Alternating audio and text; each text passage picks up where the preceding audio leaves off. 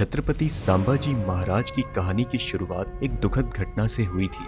जब वे सिर्फ 2 साल के थे तब उनकी मां गुजर गई। उनके पिता कोई आम पिता नहीं थे। ऐसी परिस्थिति में उनकी दादी ने जीजा मां ने उन्हें संभाला और बड़ा किया। एक युद्ध सिर्फ शक्ति से ही नहीं बल्कि बुद्धि से भी जीता जाता है, ये संभाजी महाराज को बचपन से ही सिखाया गया था। संस्कृत के साथ साथ संभाजी महाराज 13 भाषाएं जानते थे, जैसे कि पुर्तगीज, जिससे उन्हें गोवा में पुर्तगालियों से लड़ने में भविष्य में मदद मिली। महाराज बचपन से ही कठिन काम करना जानते थे। वो सिर्फ 9 साल के थे जब औरंगजेब ने छत्रपति शिवाजी महाराज की तरफ एक दोस्ती का हाथ बढ़ाया। सच में नहीं, सिर्फ नाटक किया। उनके साथ साथ संभाजी को भी आगरा बुलाया गया और उन्हें जेल में डाल दिया गया। कोई और होता तो डर जाता और अपनी जान को अपने पिता के सपने से ऊपर समझता, लेकिन छत्रपति संभाजी अलग थे। वो कभी हारना ही नहीं जानते थे और जिनके इरादे पत्थर से भी मजबूत होते हैं उनको कैद रखने की दीवारें कभी बनी ही नहीं। और एक 9 साल का बच्चा और पिता औरंगजेब के लाखों सैनिकों के नाक के नीचे से बाहर निकल गए। जब वो सिर्फ 10 साल के थे तो वे आमेर के महाराजा के पास ये सीखने के लिए गए कि शासन कैसे करते हैं। 10 साल की उम्र में ही उन्होंने दूसरे राजाओं को जोड़ना शुरू किया। वो सिर्फ 19 साल के थे जब वे रायगढ़ में आर्थिक और प्रशासनिक फैसले लेने लगे। वो सिर्फ 23 साल के थे जब उनके पिता छत्रपति शिवाजी महाराज गुजर गए। अक्सर हम सुनते हैं कि एक महान राजा के गुजर जाने के बाद उनका राज भी बिखर जाता है, लेकिन संभाजी ने राज में ऐसा नहीं होने दिया। उन्होंने फैसला भावनात्मक रूप से नहीं बल्कि दिमागी रूप से लेना शुरू कर दिया। संभाजी महाराज जानते थे कि स्वराज के लिए विदेशी शासन का भी जाना जरूरी है और एक स्वतंत्र राज का आना भी जरूरी है। महाराष्ट्र के औरंगाबाद में औरंगजेब का एक किला हुआ करता था, जहां का खजाना पूरे मराठा साम्राज्य को स्थापित करने के लिए काफी था। इसी योजना के साथ एक 23 साल के युवा ने मुगल बादशाह को एक बार नहीं बल्कि कई बार हराया। 20,000 की छोटी सी सेना के साथ 8 लाख मुगलों का सामना किया।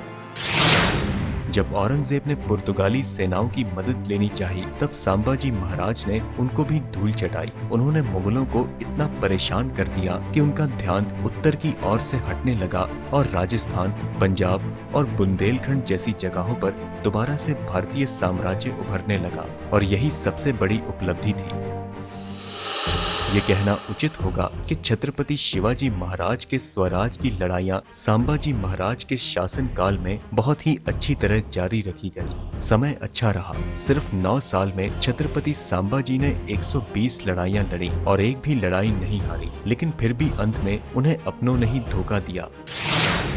गणोजी शिर्के संभाजी महाराज की पत्नी यशुबाई के भाई थे। संभाजी ने उन्हें वतनदारी देने से इनकार किया था, जो कि छत्रपति शिवाजी महाराज के नीति के खिलाफ था। और संभाजी महाराज कोई ऐसा काम नहीं करना चाहते थे जो स्वराज नीति के खिलाफ हो। इसी बात का बदला लेने के लिए जब छत्रपति संभाजी महाराज एक गोपनीय रास्ते से गुजर रहे थे, तब गणोजी शिर्के ने ये बात औरंगजेब तक पहुँचा दी और संभाजी पकड़े गए। किसी भी राजनीतिक बंदी को इज्जत दी जाती है और संभाजी तो फिर भी राजा थे, लेकिन फिर भी उनको प्रताड़ित किया गया। सिर्फ शारीरिक रूप से ही नहीं बल्कि दिमागी तौर पर भी। उन्हें बंदी बनाने के दौरान औरंगजेब ने 3 शर्तें रखी। पहली शर्त कि संभाजी महाराज औरंगजेब को बादशाह मान लें। दूसरी शर्त कि मराठा साम्राज्य का सारा खजाना मुगलों के हवाले कर दिया जाए। तीसरी शर्त ये कि संभाजी अपने धर्म को छोड़कर इस्लाम धर्म को स्वीकार कर लें। लेकिन छत्रपति किसी भी परिस्थिति में इन शर्तों को स्वीकार करने वाले नहीं थे, क्योंकि इन्हें स्वीकार करना स्वराज को धोखा देना था। इन शर्तों को नहीं मानने पर संभाजी महाराज को ऊंट पर उल्टा लटकाकर पूरे राज्य में घुमाया गया। लोगों को उन पर पत्थर मारने के लिए उकसाया गया, यहाँ तक कि उन पर पेशाब करने के लिए भी कहा गया। बंदी के दौरान 40 दिनों के लिए लगातार उन्हें प्रताड़ित किया गया और एक एक करके उनके नाखून निकाले गए, उनकी आंखों में मिर्ची डाली गई, औजारों के जरिए उनके शरीर की चमड़ी तक निकाली गई, लोहे का सरिया गर्म करके उनकी आंखों में घुसाकर उन्हें अंधा कर दिया गया। और हर रोज उनसे पूछा जाता कि क्या शर्तें मंजूर हैं, लेकिन हमारे छत्रपति का जवाब वही था, नहीं। एक एक करके उनकी उंगलियां काट दी गई, उनके हाथ पैर तोड़ दिए गए और यहाँ तक कि उनकी जुबान भी काट दी गई, लेकिन फिर भी उनका जवाब नहीं बदला।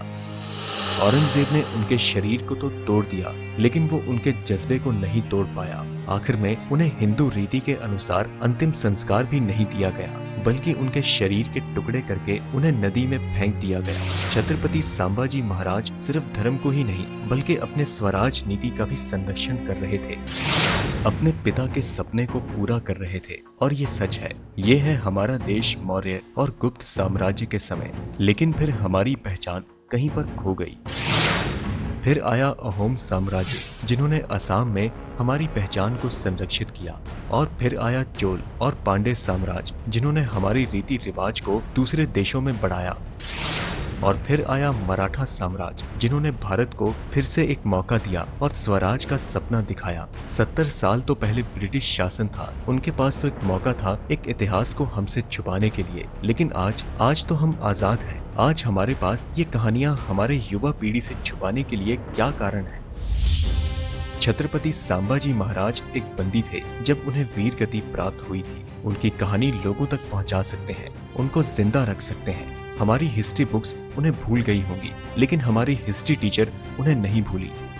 जैसे कि जीजा और माँ ने शिवाजी और संभाजी को बचपन में ही रामायण और महाभारत की कहानियां सुनाई थी, उसी तरह हमारी हिस्ट्री टीचर ने हमें उनकी कहानियां सुनाई थी, उन्हें कहानियों के जरिए जिंदा रखा था। कब तक हम उनके सच को एक पिंजरे में दबा कर रखेंगे? कब तक भारत के राजाओं के योगदान को अनदेखा करते रहेंगे? छत्रपति संभाजी महाराज के बलिदान को याद रखना स्वराज के मूल्य को याद रखने जैसा है।